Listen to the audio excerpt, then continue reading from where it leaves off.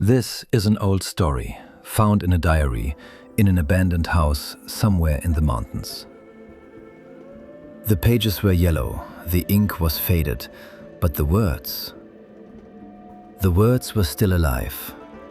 On the first page, a date. October 14th, 1927. Listen to this man's story, because maybe it is also your story.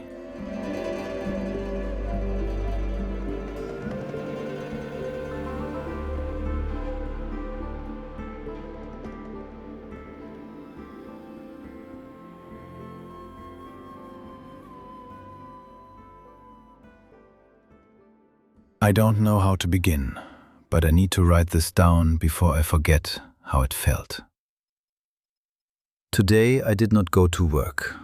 Today I went to the mountain. Let me start from the beginning. Every day I wake up at the same time.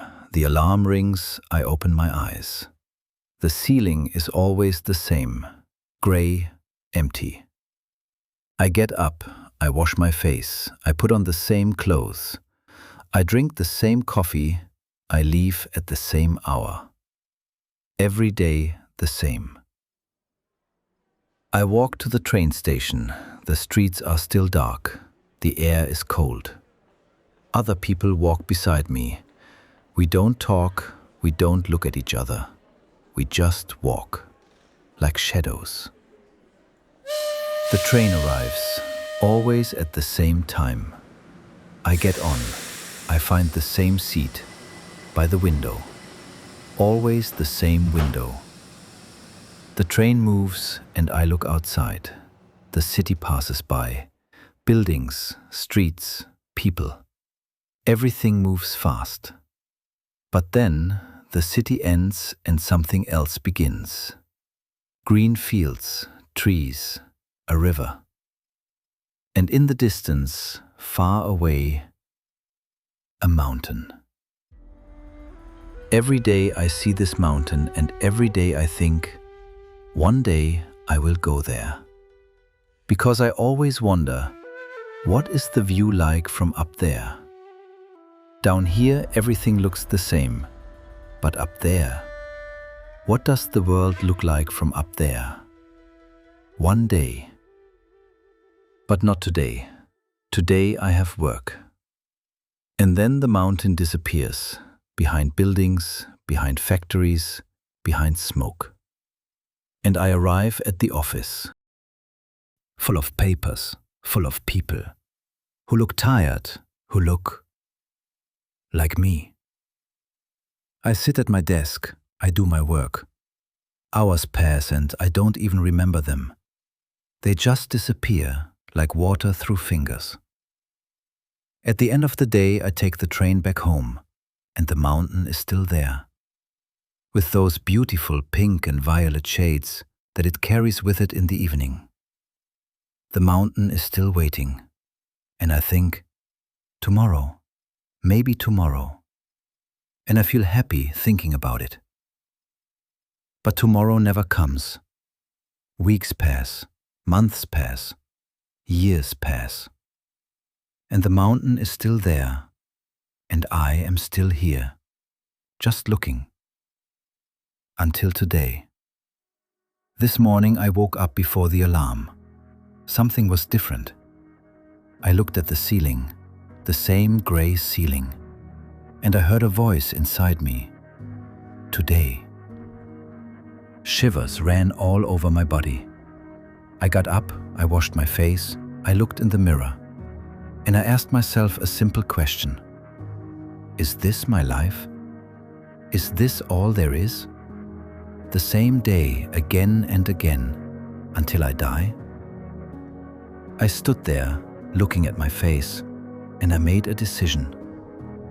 Today I will not go to work.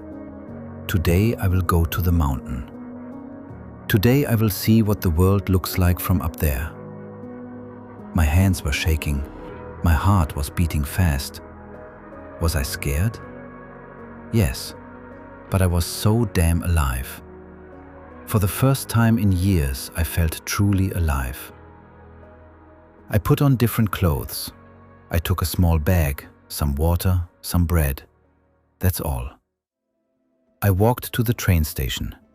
The same streets, the same people. But I was different. I was not a shadow anymore. The train arrived and I got on. The city passed by, and then the fields, the trees, the river, and the mountain. But this time I did not stay on the train. At the next stop, a small village, I got off. The train left without me, and I was alone. The village was quiet. An old man sat on a bench, looked at me. I nodded and he nodded back. No words. I walked through the village, and then the path began. A small path going up toward the mountain. The first steps were easy. The path was wide. The sun was warm. Birds sang in the trees. I could still see the village below. I kept walking, one step, then another. No rush, no hurry. The trees became thicker. The air became cooler. The world below started to disappear. My legs began to feel tired. My breath became heavier. But I didn't stop. I was tempted to, but no, I didn't. With every step, I left something behind. The office, the papers, the gray ceiling, the empty days. I left them all on the path. And with every step, I became lighter. The path became steeper. Rocks replaced the grass. My hands touched cold stone. I stopped to rest. I sat on a rock. I drank some water and I ate some bread. And it was there that the temptation to give up was stronger than ever. I felt like many voices. They were talking to me and saying, "You have arrived. Now you can go back down. The steepest part is too hard. Do not go higher." Tiredness was about to win. Physical tiredness and the sadness of my old life were coming back. They wanted to pull me down again. So I screamed, loud. I screamed with all the air I had in my body. I did not realize it at first. I realized I was screaming just when I was catching my breath again. Then, I looked again around me. No buildings, no people, just rocks, trees, sky, and silence. The silence. It was not empty. It was full. Full of wind, full of birds, full of my own breathing, full of life. So I continued. The top was getting closer. The last part was the hardest. That new energy pushed me forward. That strong no to my old life pushed me forward. One more step, one more breath, and then I was there. The top of the mountain. The wind touched my face, cold, clean, pure. Finally, I saw it. The view. The view I had imagined for so many years. I looked down. The old world was so far away. The village was a small dot. The train tracks were thin lines. The city? A faded gray-white spot, lost in an endless and beautiful landscape. Everything that seemed so big, so important, so heavy. From up here, it was nothing. Just small things on a big earth full of beauty. I sat down on the cold rock, just looking and breathing. No thoughts, no worries, no plans. Just this moment, just me and the mountain. I understood something simple but important. Life is not the days we count. Life is the moments we feel. What I mean is that all those years looking at the mountain from the train window, I was breathing, I was alive, yes, but I was not living. The night fell, I found a shelter. Before sleep, I looked at the stars. More stars than I had ever seen. And I slept, the deepest sleep of my life. Days passed, I lost count. I didn't want to count. I learned to find water. I learned to find food. I watched the sunrise every morning. I watched the sunset every evening. And I was thinking, how long had it been since I paused to watch the sunrise and the sunset each day? How long had it been since I allowed beauty into my life? The mountain became my teacher. Days passed, weeks passed. I had built myself a small house too, with rocks and leaves. Weeks turned into months. The mountain gave me what the city never could. Time, real time. Not hours on a clock, but moments that I could feel. I had no material possessions, but I was finally a rich person. Rich in time, rich in peace, rich in life.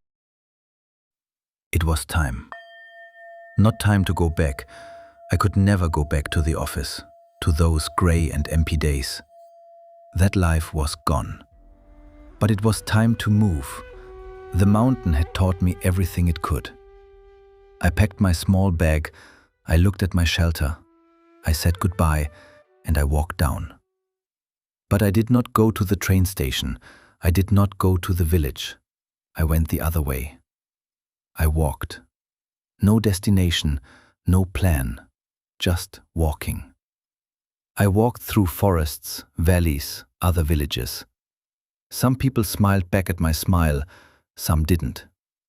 Some gave me food and shelter, some gave me their stories. I gave them what I had, my hands to help them or work, my time, my ears, my presence to connect with their souls. I had no home, but everywhere felt like home. I saw the sea for the first time.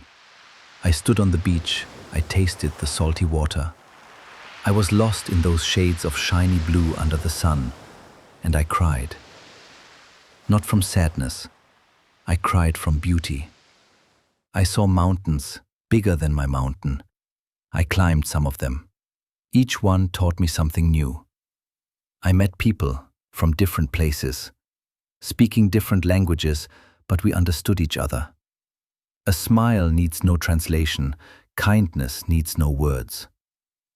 I write these words in a small house on the side of a mountain.